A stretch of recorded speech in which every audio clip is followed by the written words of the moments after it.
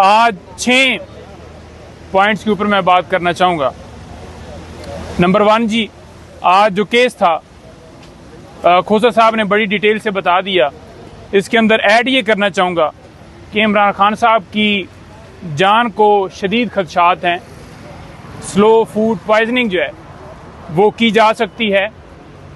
उनके ऊपर मेंटली तौर पर उनको टॉर्चर किया जा रहा है और उनकी जो मूवमेंट है उसके ऊपर पाबंदी लगा दी गई है। रात को हमें एक इतला मिली है, आप साफियों के ज़रिए ट्वीट्स हम देख रहे थे कि जिस सेल में खान साहब को कैद किया गया था उससे किसी और कमरे में शिफ्ट किया गया है जो उससे तहरीक और बुरा है।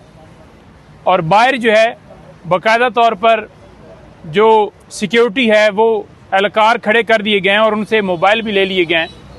और ये एक नया जो है मज़ीद खान साहब के ऊपर प्रेशर डालने के लिए, उन्हें मज़ीद ज़हनी तौर पर टॉर्चर करके उन्हें तोड़ने के लिए ये एक नई जो है वो चाल चली गई है।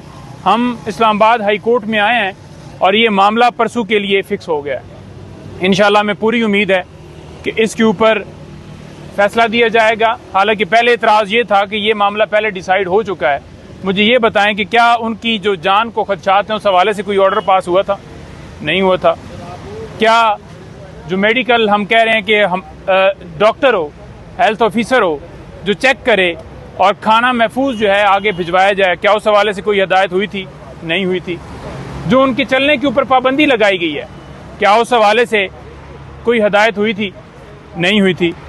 तो जो हिदायत हुई नहीं है तो फिर कैसे कहा जा रहा है कि जनाब ये मामला पहले टेकअप हो चुका है और इसके ऊपर डिसाइड हो चुका है?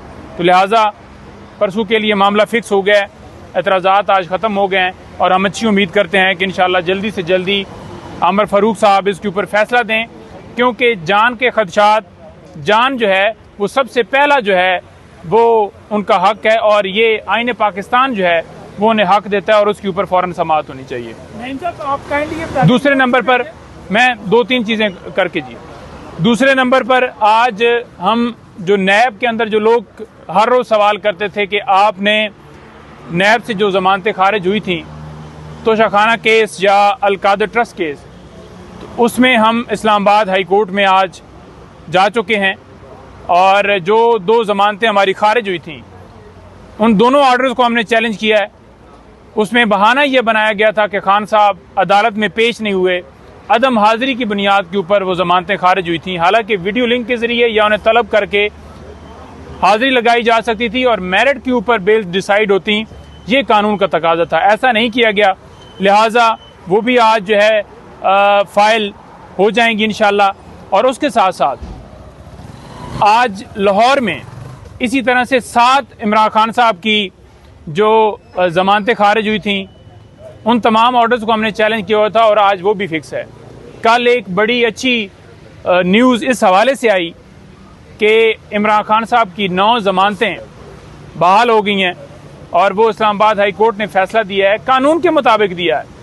और उससे क्या होगा? उससे ये होगा कि दीगर जो ज़मानतें खान साहब की खारिज हुई हैं, जैसे कि कहा जाता था कि वो खान साहब साइफर केस से निकलेंगे तो नैब अलकादर में गिरफ्तार कर लिए जाएंगे या दूसरी ज़मानतें खारिज हैं 9 मई वाली, दूसरी तीसरी, तो वो मामला अब इंशाल्लाह विद इन अ डेज मामला हल होता हुआ नज़र आ रहा है, क्योंकि ये ऑर्डर जो हो गया है इसी की को देखा जाएगा और इसी के साथ मुताबिकत करके वो तमाम ज़मानतें भी हमारी बहाल हो जाएंगी। अच्छा, इसके साथ साथ जो है आज बुशरा बीबी साहिबा की इमरान खान साहब से अडयाला जेल में मुलाकात है और जो उनके साथ जिस तरह से ट्रीट किया जा रहा है, आज मज़ीद इस हवाले से जो है वो उनसे पूछा जाएगा और फिर आप लोगों के साथ हम बात करेंगे, क्योंकि लास्ट टाइम जब हमारी मुलाकात हुई थी और ख़ान साहब ने बड़ा इजहार किया था कि मेरे ऊपर इस तरह से पाबंदियाँ लगाई गई हैं। अडयाला जेल शिफ्ट करने का मकसद ये है कि इमरान खान साहब के ऊपर ये पाबंदियाँ लगा के और जल्दी से जल्दी इस ट्रायल का फ़ैसला करके इमरान खान साहब को सज़ा दी जाए, क्योंकि आप देख रहे हैं कि बेल वाला मामला स्टिल पेंडिंग है, बेल डिसाइड नहीं हो रही, लेकिन ट्रायल जो है वो उसको दौड़ लगी हुई है।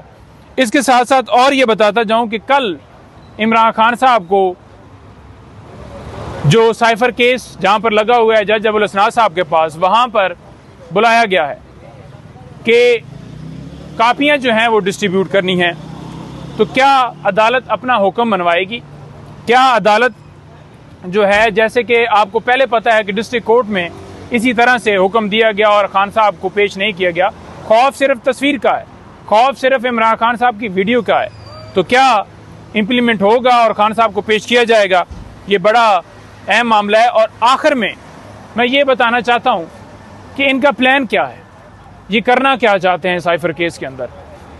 प्लान ये है कि इमरान खान साहब को जिस तरह से इन्होंने तोशाखाना केस के अंदर ट्रैप करके, झूठा केस था, सज़ा सस्पेंड होगी और फिर छुपा के उनकी गिरफ्तारी डाली गई और रिमांड कब लिया गया ना उन्हें पता है ना लीगल टीम को पता है।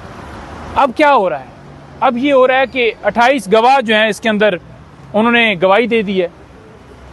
अब आजम खान ने जी स्टेटमेंट दे दी है। जी ऐसी स्टेटमेंट की क्या वैल्यू होगी जो अगवा करके ली जाए? ऐसे बयान की क्या वैल्यू होगी जो बंदूक की नोक पे लिया जाए? कानून ये कहता है कि अगर आपने किसी की स्टेटमेंट रिकॉर्ड करनी है, 164 का बयान रिकॉर्ड करना है, तो उसके लिए एक्यूज को नोटिस होगा, एक्यूज उस वक्त मौजूद होगा, उसे क्रॉस एग्जामिनेशन का पूरा मौका दिया जाएगा।